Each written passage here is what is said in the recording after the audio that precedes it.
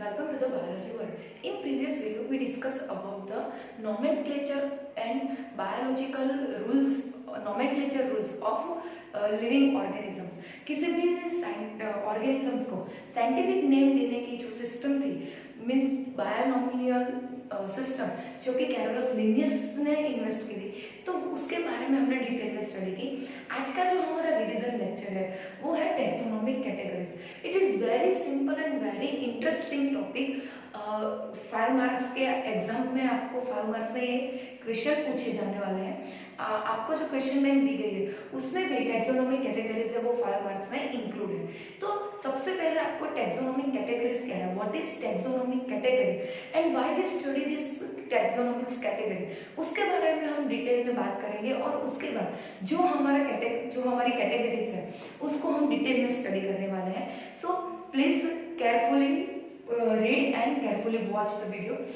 Taxonomic categories किसी भी living organism को हमको कोई स्पेशली आइडेंटिफिकेशन, उसके जो कैरेक्टरिस्टिक है उसके बारे में डिटेल स्टडी करने के बाद अगर एक जैसे स्पीसीज बहुत सारे जगह पे हमको ऑब्जर्व होती है तो उसकी जो सिमिलैरिटीज है और जो डिससिमिलैरिटीज है उसको हमने बहुत सारी कैटेगरीज में डिवाइड किया है। तो वो जो कैटेगरीज है, जो सिमिलैरिटीज है, डिससिमिलैरिटीज है, उसको आइडेंटिफाई करने के लिए हमको टैक्सोनॉमिक कैटेगरीज है वो बहुत ही यूजफुल है। सो स्टार्ट करते हैं। टैक्सोनॉमिक कैटेगरीज है 7 टाइप की अलग अलग कैटेगरीज में हमने डिवाइड कर दिया है। तो वो जो 7 टाइप की कैटेगरीज है वो आप यहाँ पे देख सकते हैं, मैंने चार्ट फॉर्म में पहले से लिखा हुआ है। सो स्टार्ट करते हैं किंगडम, उसके बाद आता है फाइलम, उसके बाद आता है क्लास, फिर आता है ऑर्डर, फिर आती है फैमिली, फिर आता है जीनस और लास्ट में आता है स्पीसीज।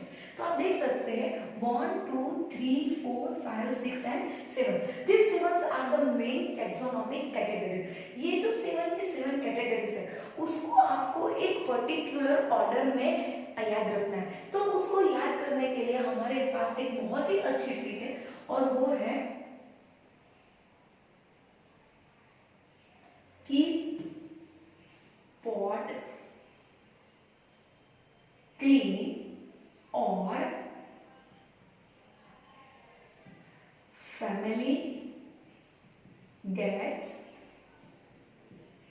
सिक।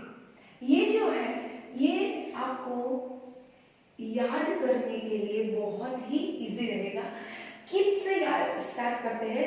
किंगडम पी से आएगा फाइलम, सी एल से आएगा क्लास, और से आएगी ऑर्डर, ये तो पूरा का पूरा वर्ड ही है फैमिली। देन जी से आएगा जीनस एंड एस से आएगी स्पीसीज। तो ये शॉर्टकट ट्रिक जो है उसको आप केयरफुली याद रखें। Keep pot clean and family get sick, ये आपकी टैक्सोनॉमिक कैटेगरीज को याद रखने की शॉर्टकट ट्रिक है। अब एक एक कैटेगरीज को हम डिटेल में स्टडी करते हैं। आपको एग्जाम में ऐसे भी पूछा जा सकता है कि डिफाइन द वर्ड स्पीसीज और write down the short note और जीनस या और फैमिली और ऑर्डर। तो हम यहाँ पे डिटेल में उसको स्टडी करते हैं, फिर आप जो है उसको एक बार पढ़े, आपको डेफिनेटली आंसर है वो लिख पाएंगे। तो स्टार्ट करते हैं हम हमारी फैमिली से और टैक्सोनॉमिक कैटेगरी जो कि स्पीसीज है। यहाँ पे मैंने बहुत ही अच्छी तरह से एक चार्ट आपको याद रखने के लिए बनाया है। स्टार्ट करते हैं स्पीसीज से, यानी कि हम 3 टाइप के एनिमल्स को बहुत ही अच्छी तरह से जानते हैं। एक है टाइगर, एक है लायन और एक जो है वो है लेपर्ड। तो ये जो तीनों के तीनों है वो एनिमल्स आपको बहुत ही अच्छी तरह से याद है। अब लायन, टाइगर और लेपर्ड ये जो तीनों के तीनों एनिमल्स है उसका यहाँ पे मैंने साइंटिफिक नेम लिखा है।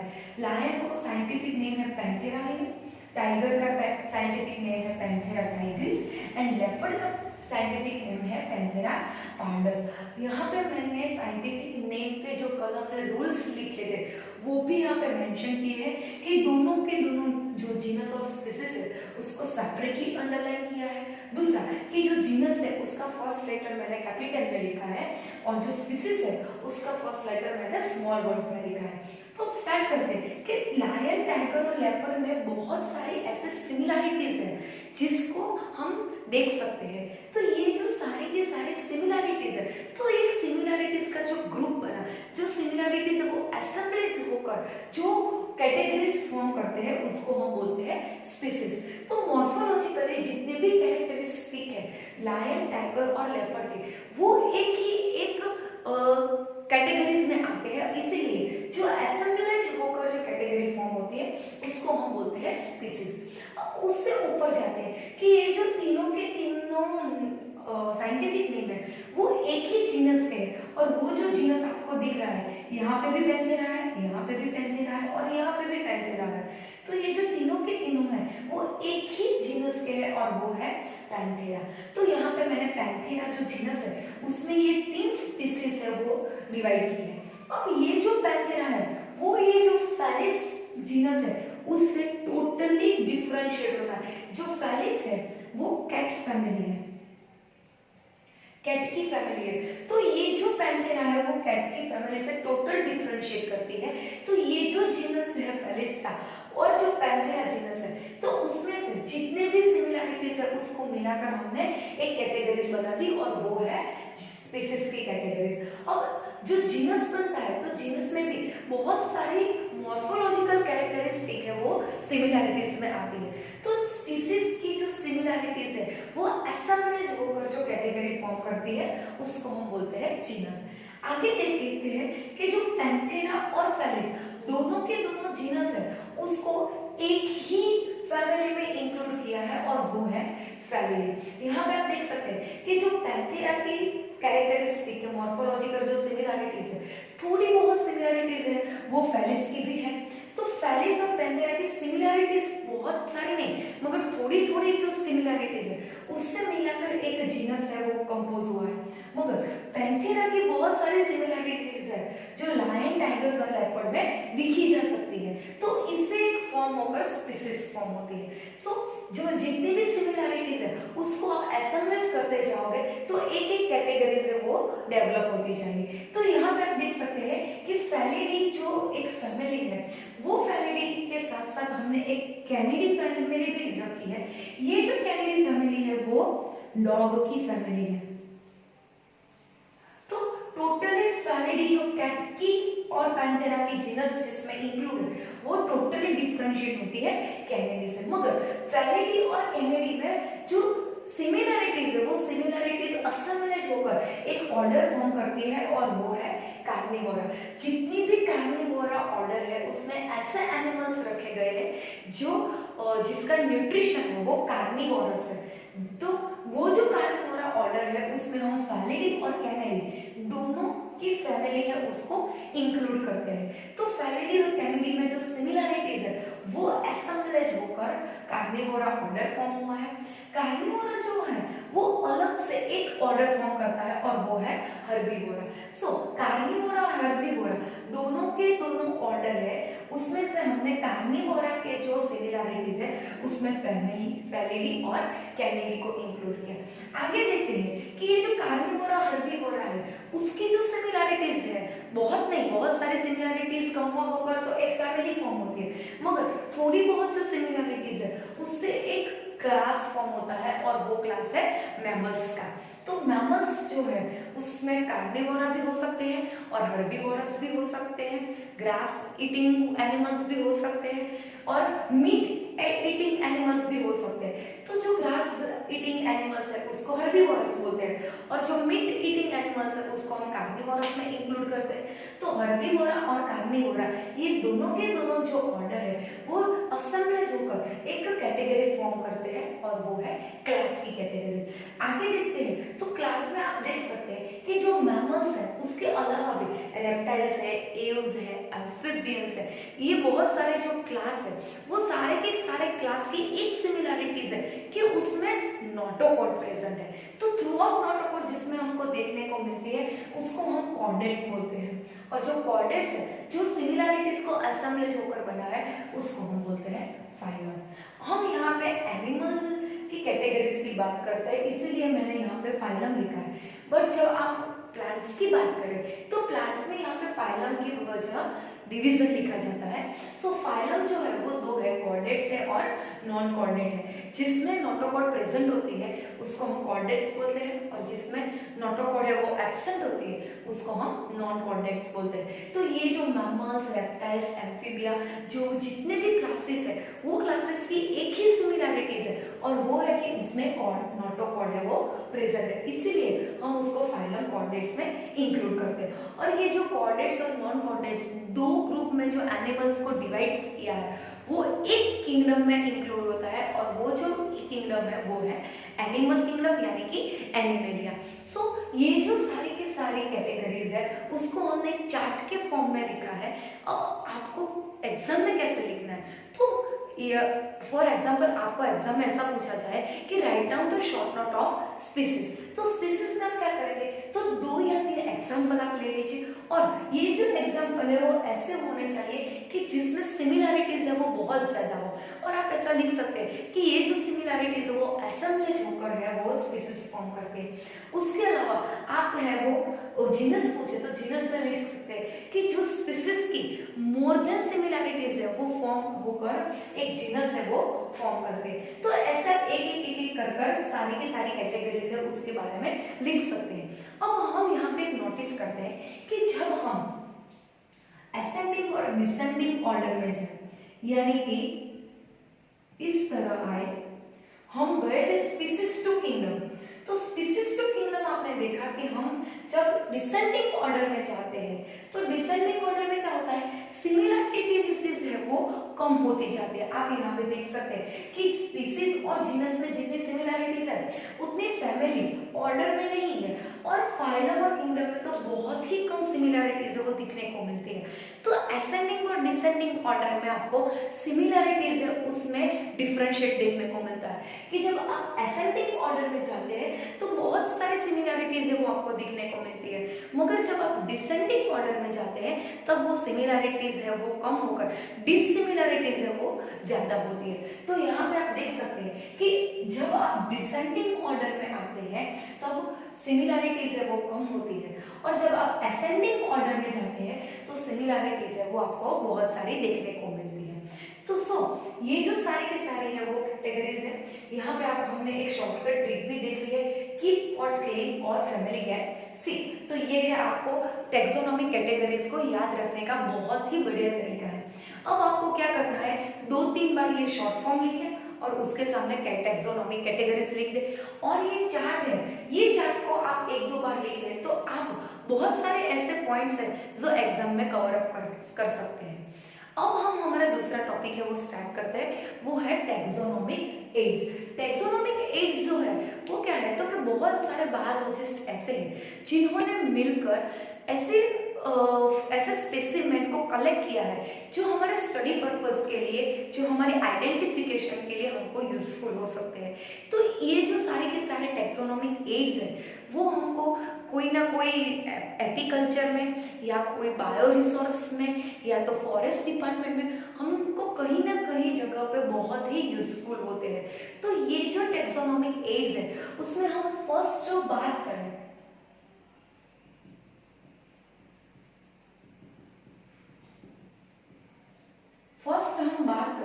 तो वो है हर्बेरियम। हर्बेरियम भी आपको एग्जाम में पूछा जा सकता है। हर्बेरियम क्या है, तो हर्बेरियम जो है वो स्टोर कलेक्टेड है, store of collected plant specimen. ये जो हर्बेरियम है उसमें बहुत सारे प्लांट्स है उसको स्टोर कर रखा जा सकता है फॉर फ्यूचर स्टडी पर्पस या आइडेंटिफिकेशन पर्पस। सो ये जो हर्बेरियम है उसको बनाने की एक टेक्निक भी है, ये हमने हमारे वीडियो में मेंशन भी की है कि ये जो हर्बेरियम है वो 3 प्रोसेस से पास आउट होकर बना जा सकता है।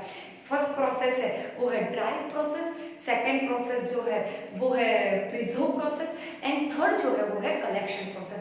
पहले हम कलेक्ट करते हैं, फिर वो जो स्पेसिमेन है उसको प्रिजर्व करते हैं लाइफ टाइम के लिए। प्रिजर्वेटिव्स के लिए हम यहाँ पे सॉल्यूशन है वो यूज करते हैं, और लास्ट है वो उसको कलेक्ट करना, प्रिजर्व करना और ड्राई करना। ये तीनों के तीनों है वो हर्बेरियम की प्रोसेस में आ जाते हैं। उसके बाद जो हमारे टैक्सोनॉमिकल एड्स है उसमें हम इंक्लूड करते हैं म्यूजियम को।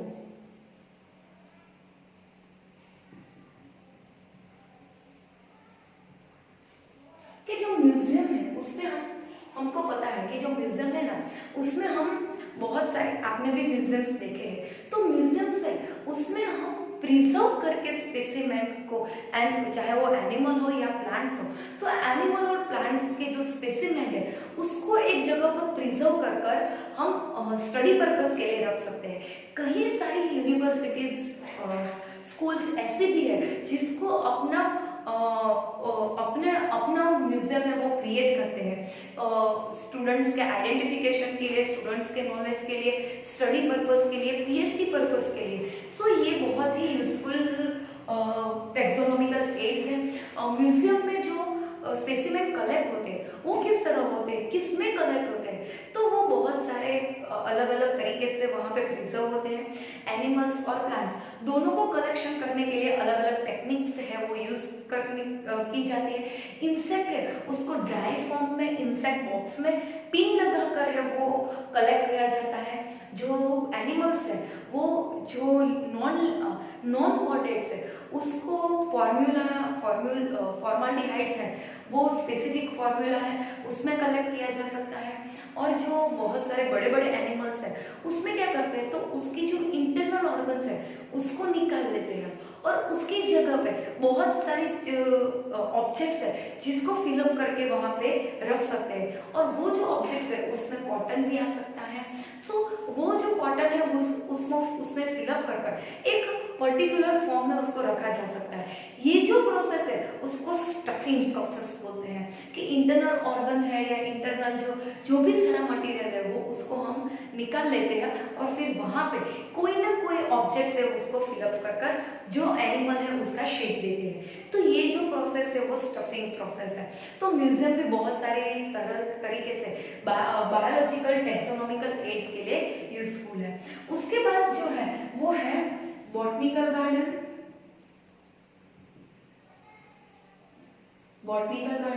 और जो है वो है जूलॉजिकल पार्क। स्टूडेंट्स आपने बहुत सारे बॉटनिकल गार्डन और जूलॉजिकल पार्क तो दिखे ही है कि जहाँ पे हम नेचुरल फॉर्म में, नेचुरल एनवायरनमेंट में प्लांट्स और एनिमल्स है उसके स्पीसीज को हम रख सकते हैं। तो ये जो बॉटनिकल गार्डन और जूलॉजिकल पार्क है उसमें एनिमल्स और प्लांट्स को अपने एनवायरनमेंट में अपनी हैबिटेट है वो प्रोवाइड होती है और वहाँ पे उसको रहने के लिए जगह मिलती है। So botanical garden and zoological park is also very useful for taxonomical aids. और लास्ट जो हमारी टेक्सोनॉमिकल एड्स है वो है कीज, जो कि बहुत ही इंपॉर्टेंट है। कीज में क्या है, तो कीज जो है वो कॉन्ट्रास्टिंग कैरेक्टर्स के लिए हमको यूजफुल है। वहाँ पे सिमिलैरिटीज और डिसिमिलैरिटीज दोनों रखी गई है। आपको कोई लिविंग ऑर्गेनिजम्स है उसके बारे में जितना पता है उसकी सिमिलैरिटीज और डिसिमिलैरिटीज दोनों को यूज कर कर आप एक पर्टिकुलर आइडेंटिफिकेशन है वो लिविंग ऑर्गेनिज्म का बना सकते हैं। तो जो कॉन्ट्रास्टिंग कैरेक्टरिस्टिक्स है उसको हम कपलेट्स बोलते हैं।